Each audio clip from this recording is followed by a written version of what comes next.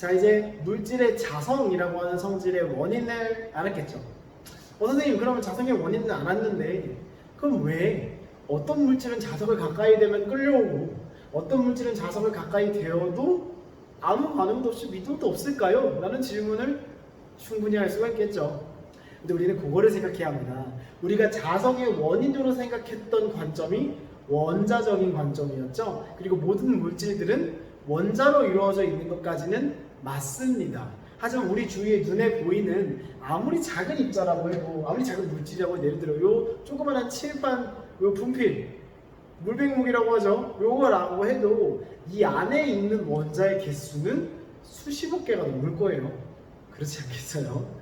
그러면 앞에서 선생님이 얘기했듯이 물질의 자성의 원인은 원자의 구조에서 원자핵 주위를 전자가 돌기 때문이라고 했어요. 그게 원형 전류를 만들고 곧 그 원형 전류가 자기장을 만들기 때문에 원자 하나하나가 조그마한 자석의 역할을 한다라고 얘기했던 거지.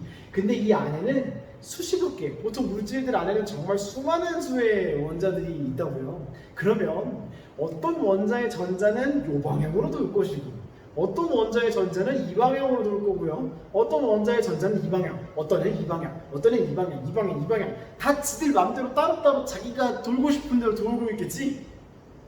당연한 얘기 아닙니까? 그렇게 자기 맘대로 무질서하게 원운동하고 있는 전자를 가진 원자들이 수많은 원자들이 같이 붙어 있는 거야. 그게 바로 이 고체라는 물질이잖아요. 그렇지 않습니까? 그러면 이 안에 있는 원자 하나하나가 제각각 무질서한 방향으로 원형전류를 만들고 있다. 그러면 원형전류의 어떤 도는 방향이 지들 맘대로라는 얘기는 그 원형전류로 인해 생겨나는 자기장의 방향들도 다 지들 맘대로란 소리고, 그런 원자가 수십억 개 이상의 정말 수많은 원자들이 이렇게 딱딱딱딱 무질서하게 붙어 있는 경우는 이 자기장을 전체 다 더했을 때는 무슨 일이 일어날까요? 다 제각각의 방향으로 무질서하게 흩어져 있는 그런 자기장들을 무수히 많이 더하게 되면 총합은 당연히 0으로 수렴하겠죠. 그래서 우리가 자석이 아닌 물체들, 이미 자석이 되지 않은 물체들 같은 경우는 이런 식으로 그냥 자성의 성질을 띄지 않는 이런 상태가 됩니다. 이해가 되나요?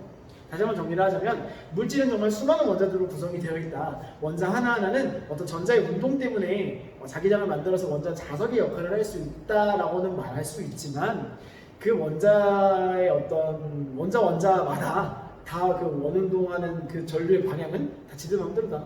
그러니까 당연히 원자 자석이 가지는 자기장의 방향들도 다 무질서하게 분포한다. 그렇게 무질서하게 분포하는 원자들이 정말 수많은 원자들이 집합을 한 게 물질이기 때문에 보통 물질들은 그런 식으로 전부 다 무질서한 어떤 자기장의 방향으로 인해 다 상쇄가 되어버려서 그냥 평소에 물질들은 자석을 띄지 않는다라고 생각하면 되겠죠. 그러면 여기 이제 자석을 갖다 냈을 때 물질이 끌려오는 경우를 한번 생각을 해 봅시다. 자, 원자 하나하나는 전부 다 자석의 역할을 한다고 했어요. 그러면 예를 들어 아까 이 그림, 우리 125페이지에서 봤던 이 그림을 살펴보면 125페이지 맞죠? 맞네, 아직 안 까먹었네.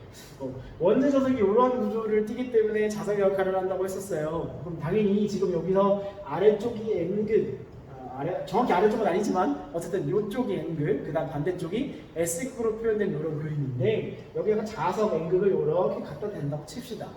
N극에는 무슨 극이 끌려와야 돼요?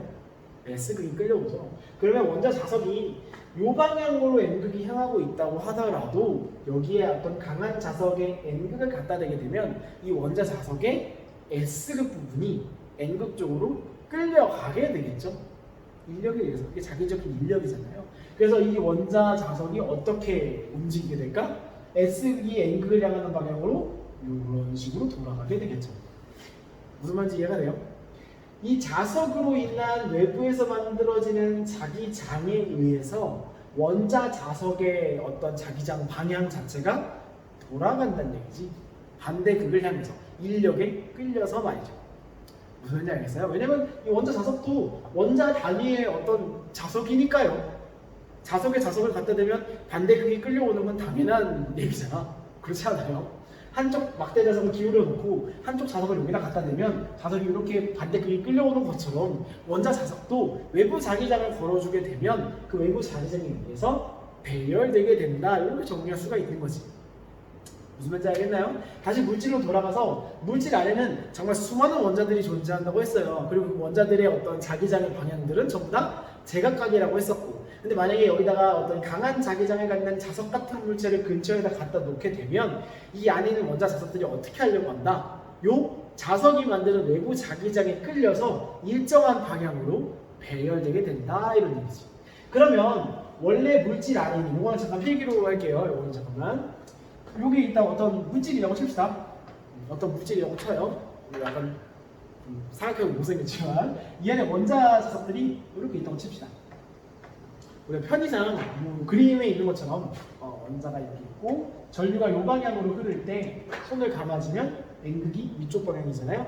위쪽 방향이 N극이니까 이 방향으로 이렇게 원자 자석을 한번 표시를 해볼게요. 그럼 평소에는 원자 자석이 이렇게 제각각으로, 이게 지금 반대 N으로 보이죠? 지금 그 카메라 찍는 게 전면 카메라로 찍고 있어서 좌우가 반전돼 있어요. 그래서 선생님이 이거를 반대로 써야 되겠구나. 이래야 여러분한테 N으로 보이죠? 오케이. 어쨌든 이렇게 물질 안에는 이렇게 원자들이 매우 많이 이렇게 들어 있고요. 그 원자들은 원래는 제각각 이런 식으로 제각각 자기장의 방향을 무질서하게 갖고 있겠지. 이게 평상시 상태죠. 근데 여기다가 이제 뭘 갖다 댔나? 이런 식으로 자석을 끌어다가 놓는다고 생각을 해보자고. 또 N 이렇게 썼네. 이거 아니죠. 전면 카메라 쓰지 말아야 될까봐요. 글씨 다 반대로 써야 된다 이거. 요래 여러분들한테 N이죠. 그러면 이 N극이 만드는 자기장, 요 방향으로 이렇게 삐져나오는 이런 방향의 자기장을 이렇게 만들고 있겠죠. 이렇게. 이제는 이해가 되죠. 요 자기장에 의해서 이 안에 있는 원자 자석들이 영향을 받는다. 요 화살표의 의미는 요 화살표 끝부분이 N극, 반대 방향이 S극이라고 했어요. 그러면 N극에는 무슨 극이 끌리게 되어 있고 S극이 끌리게 되어 있어요. 그럼 이 친구 같은 경우는 이 N극 때문에 이 자기장의 방향이 어떻게 틀린다? 요 방향으로 이렇게 돌아간다, 이렇게 얘기할 수 있고, 이 친구도 조금 더 누워서 이 방향으로 배열이 되고, N극 때문에 이 친구도 요 방향, 얘도 요 방향, 요렇게 전부 다 원자 자석들이 S극을 N극에 향하는 쪽으로 이런 식으로 삭삭삭삭 줄 맞춰서 배열이 되겠죠. 물론 모든 원자들이 그렇진 않겠지만 대부분의 원자들이 강한 자기장을 걸어준다면 이런 식으로 배열이 되지 않겠느냐 이 말이야. 무슨 말인지 알겠어요? 근데 좀 전에 선생님이 보통의 물질들이 자성을 띠지 않는 이유를 이 안에 있는 원자들의 어떤 원자 자석들의 자기장 방향이 전부 다 무질서하게 섞여 있기 때문이라고 얘기를 했었죠. 근데 이런 식으로 자석을 갖다 대서 외부 자기장을 강하게 걸어줌으로 인해서 원자 자석들이 한 방향으로 이렇게 촥 배열이 되게 되면 더 이상 이 물체는 자성을 안 띠는 게 아니라 자성을 띄워버리게 되죠. 예를 들어 요쪽 물질의 요쪽 방향을 보게 되면 거의 모든 원자 자석들이 이쪽 방향을 향하고 있잖아. 여기는 무슨 극이 되어버리는 거야? N극이 되어버리고, 맞죠? 이쪽 방향 같은 경우는 화살표의 반대 방향을 대부분의 원자들이 띄고 있잖아요. 그러니까 여기는 지금 무슨 방향이 되어버리는 거야? S극이 되는 거죠? S 어떻게 써야 돼? 이렇게 쓰면 S인가요? 이렇게 되는 거지. 자성을 갖다 댐으로 인해서 이 물체의 극도 이쪽이 N극, 이쪽이 S극 이렇게 되어버리는 거잖아. 그럼 이 물체는 자석에 어떻게 되어버리는 거예요? 여기가 N극이 됐고 여기가 N극이 됐고 여기가 S극이 됐으니까 이렇게 딱 달라붙게 되는 거지. 우리가 이제 철 같은 물체들을 자석에 갖다 대면 탕 달라붙을 때 일어나는 일, 그 철 안의 원자들에서 일어나는 일이 이런 일이 일어나고 있는 거예요. 무슨 말인지 알겠나요? 그래서 이렇게 자성을 띠지 않은 물체에 어떤 강한 자기장을 지닌 자석 같은 물체를 갖다 대므로 인해서 원자 자석을 한 방향으로 배열시켜서 자성을 띠게 만든 이런 행위를 우리는 자기화라고 부르게 됩니다. 쓰지 않고 자막으로 여기 이렇게 띄워줄게요. 이게 좌우 반전이라 자기화까지 좌우 반전으로 쓸 자신은 없어. 무슨 말인지 알겠죠? 그래서 우리가 자석의 물체가 달라붙을 때 이런 식으로 물체가 자화되어서 이런 일이 일어난다라고 할 수 있겠죠.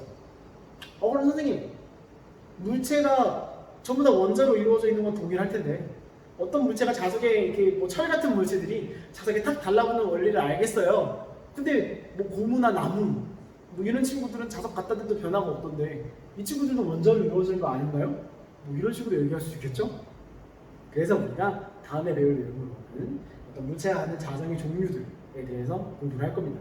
우리가 뭐 쉬운 말로 자석을 갖다 대도 아무 변화가 없는 물질들이 있다, 자석이 끌리지 않는 물질들이 있다라고 얘기는 하지만 사실 좀 미시적인 관점으로 보면 자석의 영향을 받지 않는 물질들은 없어요.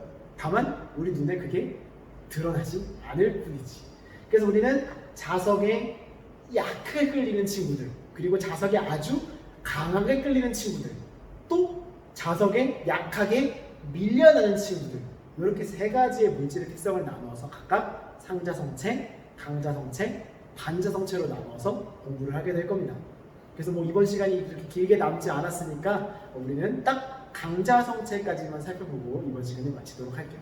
자, 물질이 자화되는 원리 이렇게 좀 다시 한번 살펴보고 다음 슬라이드로 넘어가죠.